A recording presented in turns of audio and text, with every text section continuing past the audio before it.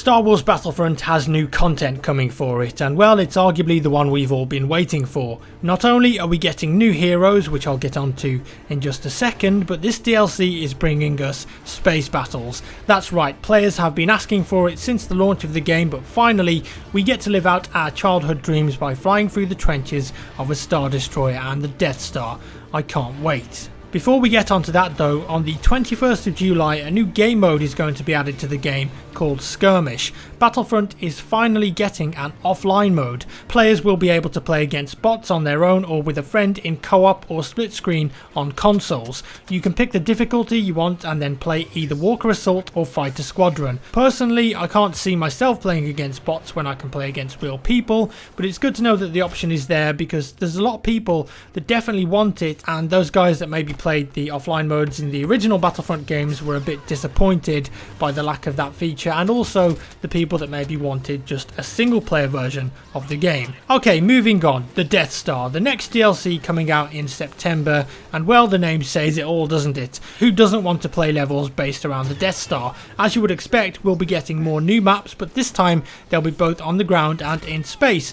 As well as that, we'll be getting new weapons, star cards, and of course new heroes and villains. Space battles, like I just said, have been something that's been requested for a long time. I mean, it is called Star Wars after all. I'm hoping that we have a level where you've got players on a ship like a destroyer or even the Death Star itself, and then you've got other players in fighters flying around in space around it. That would be amazing, and I'm sure that's how at least some of the levels might be. Fingers crossed we get some of that space to Star Destroyer or Death Star. They'd be missing a real trick if it wasn't like that, I think. Also, I'd expect there to be some maps that don't involve space battles just to mix things up a bit. Well, what about the new hero and new villain? Well, one of them you can 100% guess, as we knew it was coming. It was only a matter of time.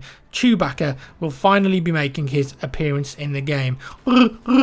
That's my best Chewbacca impression. It's pretty bad, but whatever. The cuddly long-haired Wookiee is a welcome sight and a fan favourite. Also, his bowcaster weapon is already in the game, so I expect him to come equipped with a much more powerful version of that, and perhaps some devastating melee abilities as well. The second new hero is Bossk. If you remember, a while ago I did a video trying to guess the new heroes and villains, and Bossk was one of them, and finally he's made it in as well. If you don't know who he is, he's sort of a lizard looking bounty hunter. He's in the scene with Darth Vader in The Empire Strikes Back with all of the other bounty hunters. He also looks pretty damn cool. We also know who the final two heroes will be in the last DLC for the game, and I'll get onto that shortly, but sadly there's no place in this game for Yoda, Obi-Wan or some other fan favourites. Now then, if you follow Star Wars, and I'm sure that lots of you do, you of course know about the new film coming out later this year called Rogue One. And this follows the story of the Resistance fighters stealing the plans to the Death Star. It's set just before A New Hope. This is of course a prequel to the main films. What we now know though, and what's been suspected, is that the final DLC for Battlefront will be based on Rogue One. It's also going to be based on a new planet called Scarif that will be making an appearance in the film. That's the one that kind of looks like a tropical beach location. Details are a little scarce beyond that, but we do know who the two new heroes we'll be getting are: Jyn Erso and director Orson Krennic.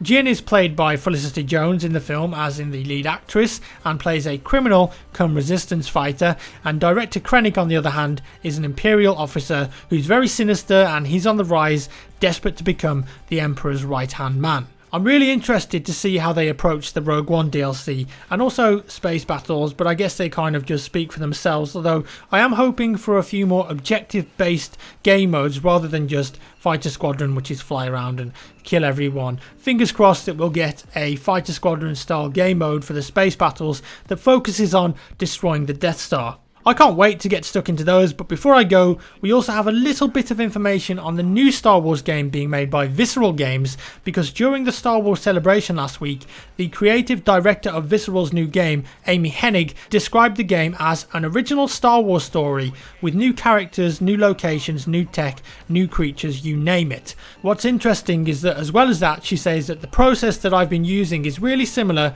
to what I did for Uncharted, as Amy Hennig of course worked on the Uncharted Uncharted series of games.